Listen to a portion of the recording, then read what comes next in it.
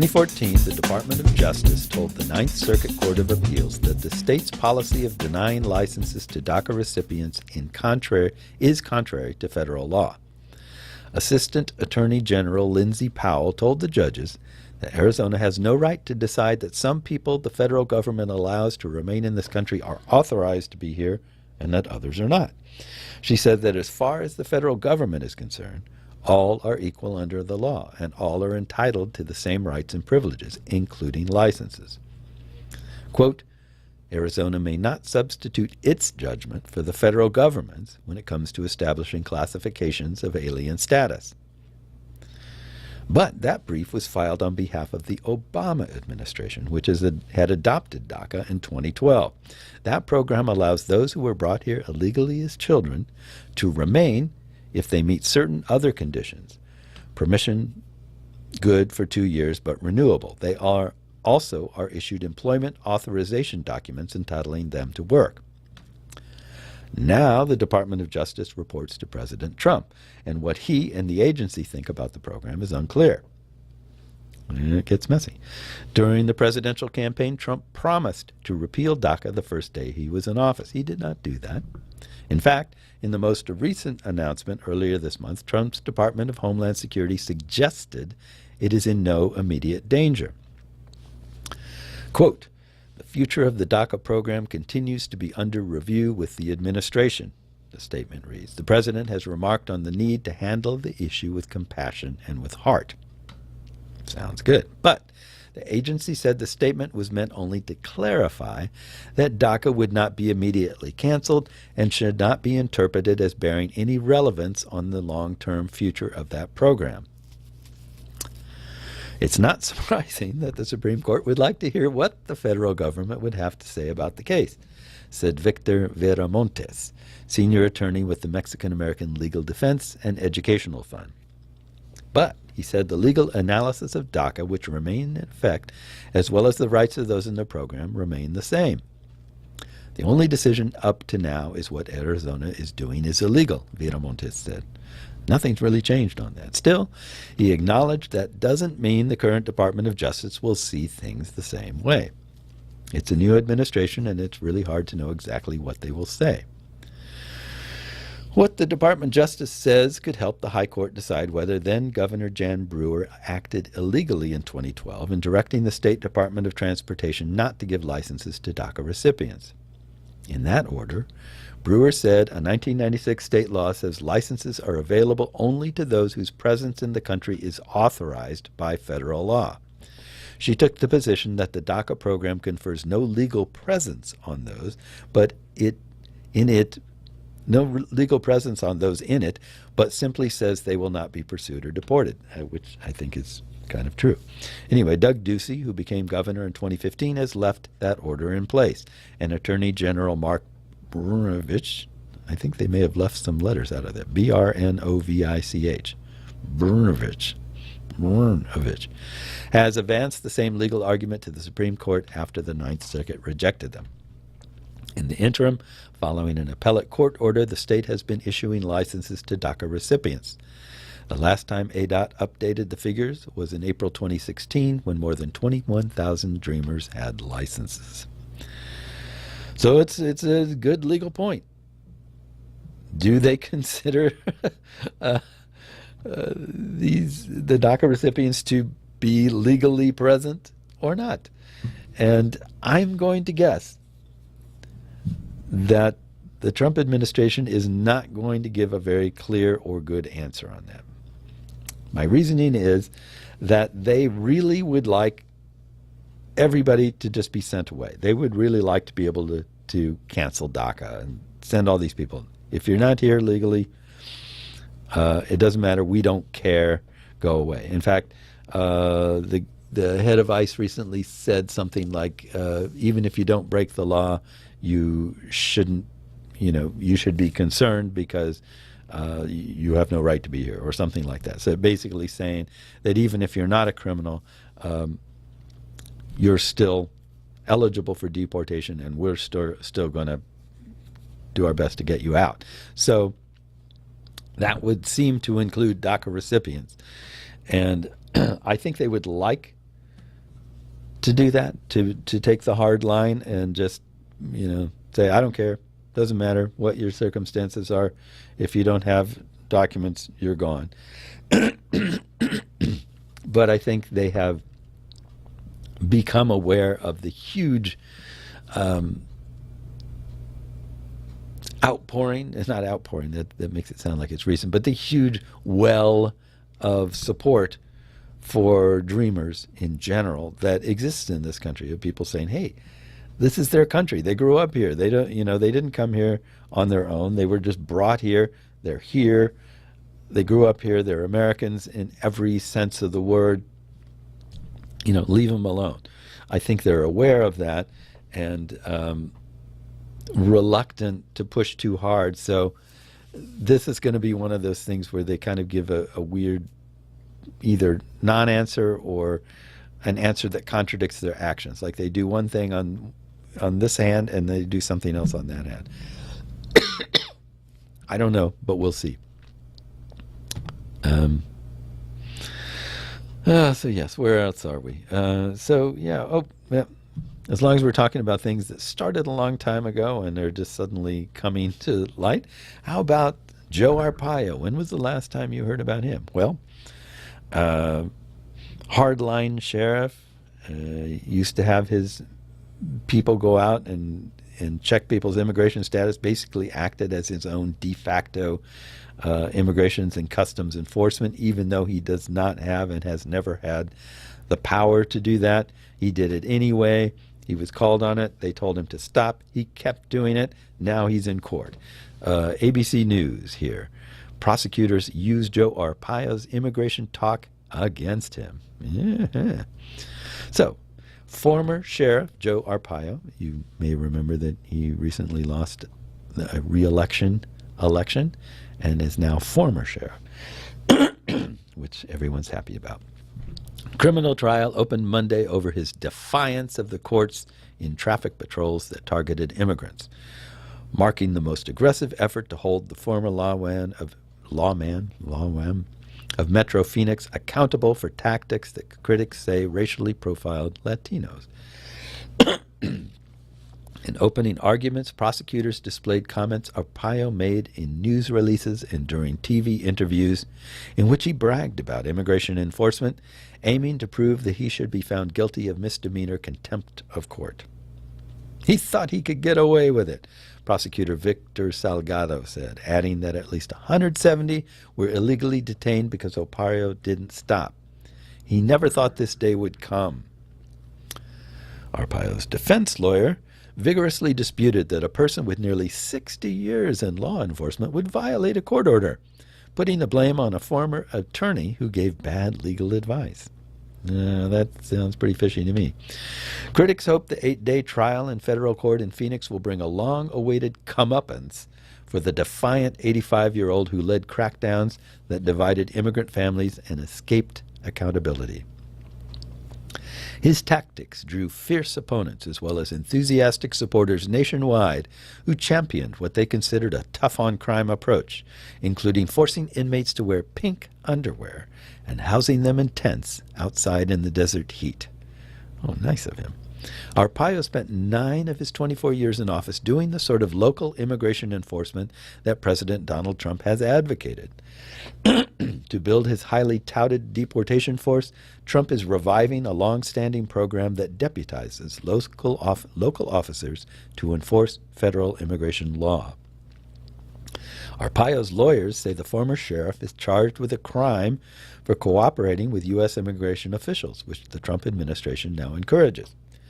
His legal troubles played a major role in voters turning him out of office in November after a campaign in which he appeared alongside Trump at several rallies in Arizona.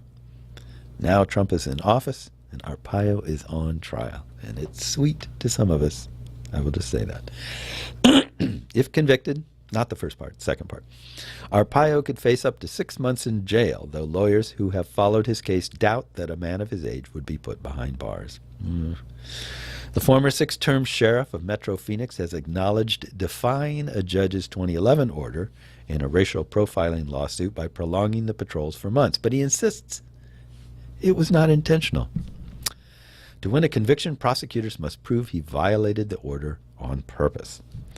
Unlike other local police leaders who left immigration enforcement to U.S. authorities, Arpaio made hundreds of arrests in traffic patrols that sought out immigrants and business raids in which his officers targeted immigrants who used fraudulent IDs to get jobs. His immigration powers were eventually stripped away by the courts and federal government, culminating with a judge ruling in 2013 that Arpaio's officers racially profiled Latinos. Oh, really? Arpaio's defense centers around what his attorney said were weaknesses in the court order that failed to acknowledge times when deputies would detain immigrants and later hand them over to federal authorities. He followed the law as the law exists, said Dennis Wilenchik, Arpaio's lead attorney. Prosecutors are seeking to use Arpaio's own words against him in their case. The sheriff's office issued a news release a week after the judge told it to stop the patrols, saying it would continue to enforce immigration laws. Arpaio also gave a March 2012 TV interview in which he said his office was still detaining immigrants who were in the country illegally. Tim Casey, who defended Arpaio in the profiling case for nearly 6 years, was forced to take the stand against his former client, saying he had several meetings with the lawman to discuss the judge's order. Arpaio rested his chin on the palm of his hand. Casey reluctantly testified. I'm modeling this. Arpaio resting his chin on the palm of his hand. Okay. I'm not feeling a big emotional surge from that tells me anything. The questioning got bogged down in objections over whether attorney-client privilege barred Casey from providing details of the conversations. Oh, I can see how that... Oh, you can't say that. Casey said he told Arpaio that his officers either had to arrest immigrants on state charges or release them. Prosecutors said Arpaio turned the detainees over to federal authorities in violation of the court order. The retired lawman lost a request to prohibit prosecutors from mentioning comments he made about immigration during his last 3 campaigns. Just don't, yeah. He also lost a last-ditch effort to let a jury instead of a judge decide whether he is guilty, with the U.S. Supreme Court on Monday rejecting the request. It is not known whether Arpaio will testify in his own defense. Well, just judging from that article, assuming that it is correct, it doesn't sound like he's got a very good case. They've got his own attorney on there saying, I told him. And then they've got all the different things that he said about, I'm not going to do that. Seems like guilty as charged to me. I mean, it's not a huge deal, and compared to all the things that he's done, this can't mess up his life as much as he's messed up so many other people's lives. But it would be kind of nice to see some sense of justice in this. Yeah, I don't know. Anyway, so where are we? I feel I should mention what I mean. I feel I should mention. Of course I should mention. An event coming up here. I don't want to let this pass here. As you know, it is nearing the end of June 26th. At the time this show is being recorded, you won't see this till Friday or whenever you watch it. But and the 4th of July is coming up soon. So what happens on the 4th of July? We have fireworks. People celebrate American independence. And we have parades.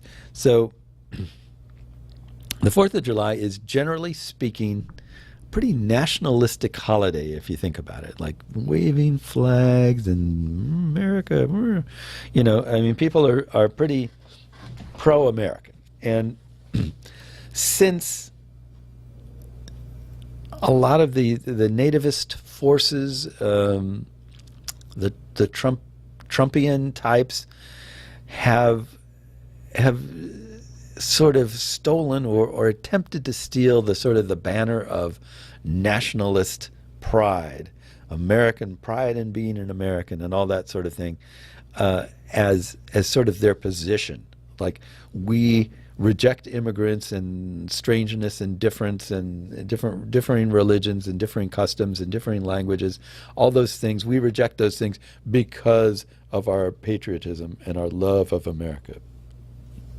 And Trump even talks about the importance of letting people that love this country come in, but keeping out the ones that don't.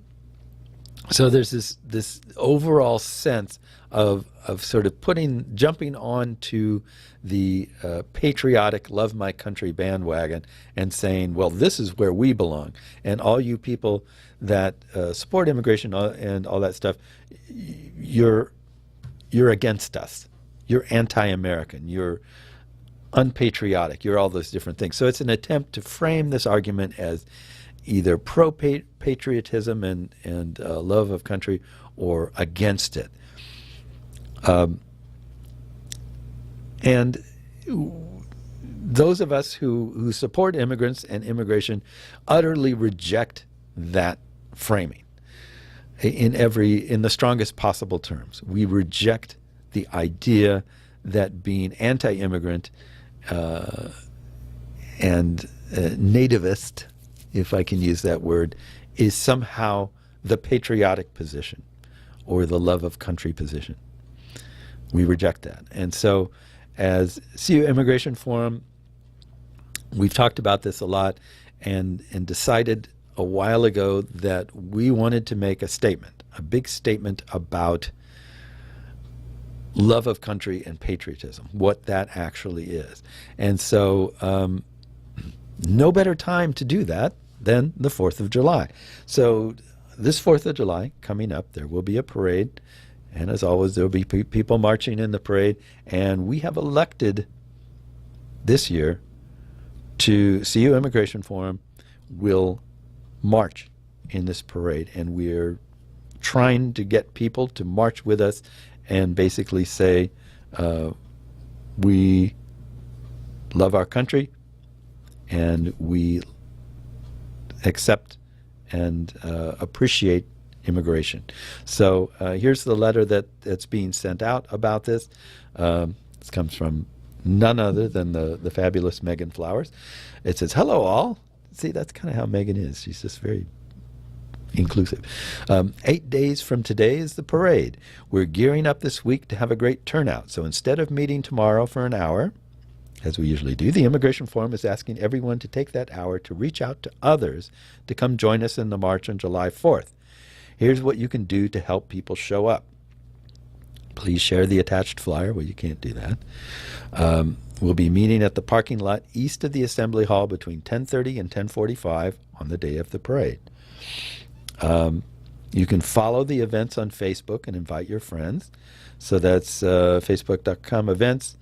I can't read this. /196267 blah, blah, blah. You'll have to look it up. Go to the CU Immigration Forum's Facebook page and you'll find it. And you can come to join us for a sign-making party this Saturday, July 1st at 2 p.m. at the University YMCA, 10,001 South Wright in Champaign. So that's what we've got going on. It's an effort to demonstrate local support for immigrants in our community. The CU Immigration Forum is organizing a huge participation in the July 4th Freedom Parade. Our goal is to have 500 people march with us in the parade. If you are free to join us, please do so, but also help spread the word among family, friends, co-workers, and other organizations or faith communities you are active with. So yeah, okay. All this stuff is like links. I can't give you links over the air. They're like a million miles long with a bunch of random letters. You will never remember it. But just go to CU Immigration Forum's Facebook page or cuimmigrationforum.org, and you'll find information on how to do this. And we're just asking you to join us or at least spread the word about this. Because we really feel that it's important to make a statement about the support of immigrants being if not the patriotic love of country position It is not in any way anti-patriotic or anti-American to support immigration and immigrants. Not in any way. It is, in fact, the patriotic position, and those who don't support it are, I would argue, less patriotic. But even whether that is a moot point, whether patriotism is not even involved in that decision, it is certainly not true to say that if you're patriotic and you wave the flag and you love your country, you are against immigration and immigrants. That is certainly not true. However, patriotism, love of country, fits into the larger question is kind of beside the point. That's not an either or position. And that's what we're trying to say is, hey, you're celebrating this country. Well, we're celebrating the immigrants in this country.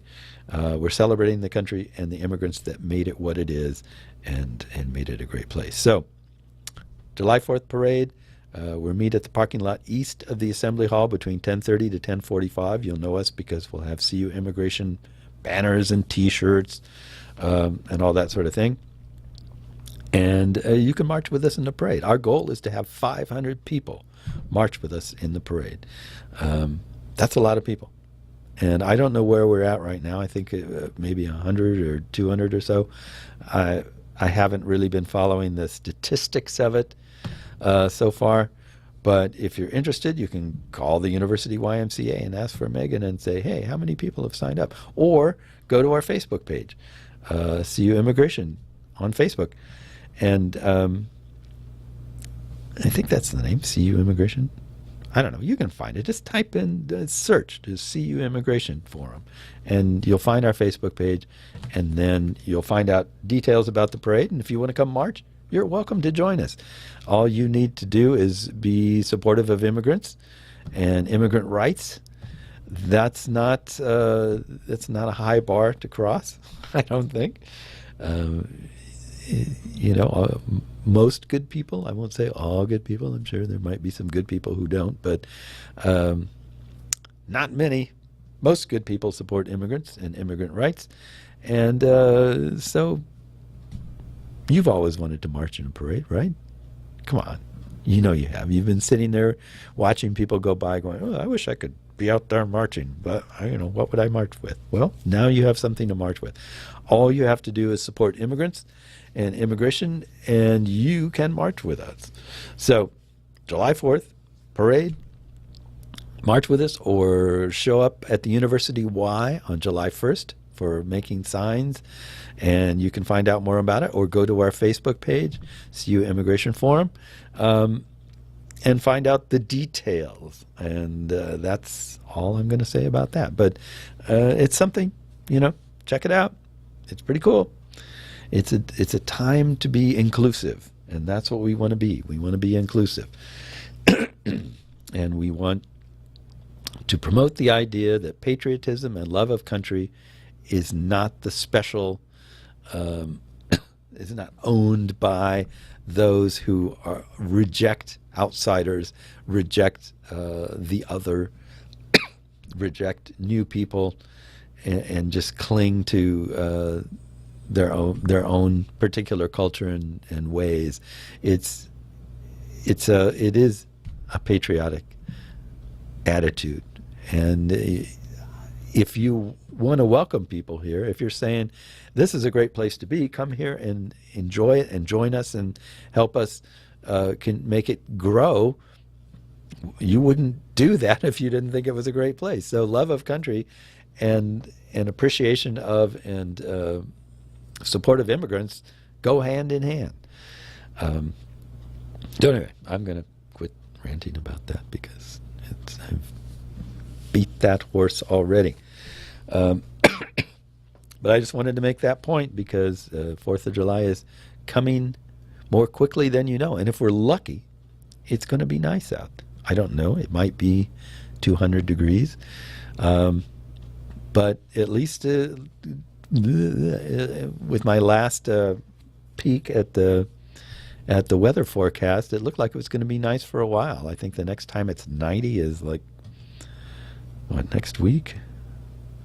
Well, wait, I guess this will be next week. So let's just check the weather here. Waiting to check. I could probably do it faster on my phone than this stupid computer. Let's see who's quicker. I've given the computer the entire time since I said let's check the weather, and now I've started to check it on my phone. The computer is still thinking about it. Okay, so Tuesday, Wednesday, Thursday, Friday, Saturday, Sunday, Monday, Tuesday. Tuesday of next week, is that when the 4th is? Yeah. Ooh. According to this, according to my phone, and it could be lying, it says 86 degrees and partly cloudy. That's not bad. It'll be hot, but not super hot. Partly cloudy means it's a good day to march in the parade. You don't have to worry about heat stroke quite so much.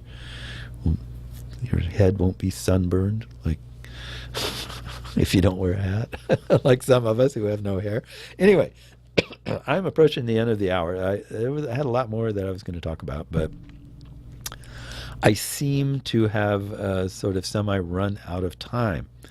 So like I said, a lot is going on. 4th of July parade with CU Immigration Forum. Show your true colors. Come out and support immigrants if you want to. Notice how I turned that semi-call to action into a statement of support for you doing what you want to do. I was going to read an article on sanctuary cities being challenged, the Texas law being challenged. Oh, yeah, Texas. How immigrant women fear deportation under Trump if they report domestic abuse. That's pretty awful if you think about it. There's a whole big thing I didn't get to about Iraqi refugees that are being deported and are in danger. A federal judge in Detroit is considering whether to halt deportation of Iraqis from across the country. I think there's 1,400 of them that are at risk of immediate deportation and would be sent back to a very troubled place. So that's going on right now. Joe Arpaio is in court.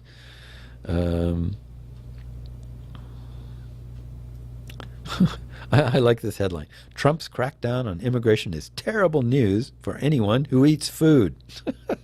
Yeah, how true. Yeah, I like that. It lays it out there. Yeah. Oh, it says younger Republicans have more liberal opinions on immigration. That's pretty cool. Anyway, so suddenly there's stuff going on in immigration, and too much to fit into a single show. But hey, I gave it my best shot. I appreciate you tuning in. You can see this show on UPTV or YouTube anytime, or you can listen to it live via streaming from anywhere in the world, or locally on 104.5 FM on your radio dial. It's up to you. You have choices. That's the important thing that I'm trying to get across. So I thank you for tuning in. I'll see you next week or thereabouts. And I will see you at the parade, right? I hope so. In the meantime, have a great week and enjoy the cooler weather and the fact that it's not blisteringly hot yet. So we'll see you later.